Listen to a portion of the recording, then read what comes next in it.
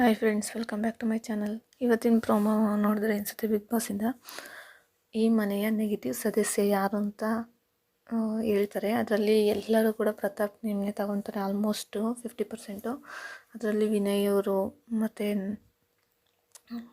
ತುಕಾಲಿ ಸಂತೋಷ್ ಅವರು ಮತ್ತು ವರ್ತೂರ್ ಸಂತೋಷ್ ಅವರು, ತನಿಷಾ ಅವರು ಪ್ರತಾಪ್ ಹೆಸರು ತಗೊಳ್ತಾರೆ. ಅದರಲ್ಲಿ ವರ್ತೂರ್ ಸಂತೋಷ್ ಅವರೊಂದು ಕಾರಣ ಕೊಡ್ತಾರೆ. ಅದಕ್ಕೆ ಅವನಿಗೆ ಯಾರು ಬೇಡ ಅನಿಸ್ತಾರೋ ಅವ್ರನ್ನ ದೂರ ಇಡ್ತಾನೆ, ನೆಗೆಟಿವ್ ಆಗಿ ತೊಗೊಳ್ತಾನೆ ಅಂತ ಹೇಳ್ತಾರೆ. ಅದೆಷ್ಟು ಸರಿ ಅದು ನನಗೇನೋ ಸರಿ ಅನ್ನಿಸ್ಲಿಲ್ಲ. ಮೊದಲಿಂದನೂ ಕೂಡ ವರ್ತೂರವರು ಪ್ರತಾಪ್ ಜೊತೆ ಚೆನ್ನಾಗಿ ಇದ್ಕೊಂಡು ಬಂದಿದ್ದಾರೆ.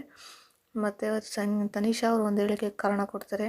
ಅವನು ಬೇಕಾದಲ್ಲಿ ವಾಯ್ಸ್ ರೈಸ್ ಮಾಡ್ತಾನೆ ಅಷ್ಟೇ, ಬೇಡ ಟೈಮಲ್ಲಿ ಸುಮ್ಮನಿರ್ತಾನೆ, ಮತ್ತು ಕೆಲವೊಂದು ತಪ್ಪುಗಳನ್ನ ಮುಚ್ಚಿಡೋಕ್ಕೆ ಪ್ರಯತ್ನ ಪಡ್ತಾನೆ, ಇಲ್ಲ ಸುಳ್ಳು ಹೇಳ್ತಾನೆ ಅಂತ ಹೇಳ್ತಾರೆ. ನಾನೇನು ನೋಡಿಲ್ಲ ಈ ಥರ ಪ್ರತಾಪ್ನ.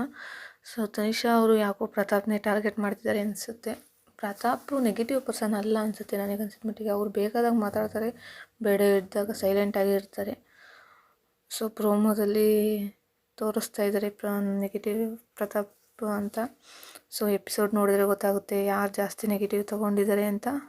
ಒಂದು ಕೂಡ ಸಂಗೀತ ನಿಮ್ಗೆ ಬಂದಿಲ್ಲ, ಯಾಕಂದರೆ ಎಲ್ಲರೂ ಕೂಡ ಹೋದ ವೀಕ್ ಹಚ್ಚ ವೀಕ್ನೆಲ್ಲ ನೋಡಿದರೆ ಬರೀ ನೆಗೆಟಿವ್ ರೂಟು, ನೆಗೆಟಿವ್ ಪರ್ಸನ್ ಅಂತ ಸಂಗೀತ ಗೆಲ್ಕೊಂಬಂದಿದ್ರು. ಸೊ ಈ ವೀಕು ಪ್ರತಾಪ್ನ ಹೇಳ್ತಿದ್ದಾರೆ. ಒಂದೊಂದು ವೀಕು ಒಬ್ಬೊಬ್ಬರ ಮೇಲೆ ಒಪಿನಿಯನ್ ಚೇಂಜ್ ಆಗ್ತಾ ಇರುತ್ತೆ. ಸೊ ಎಪಿಸೋಡ್ ನೋಡಿದರೆ ಗೊತ್ತಾಗುತ್ತೆ.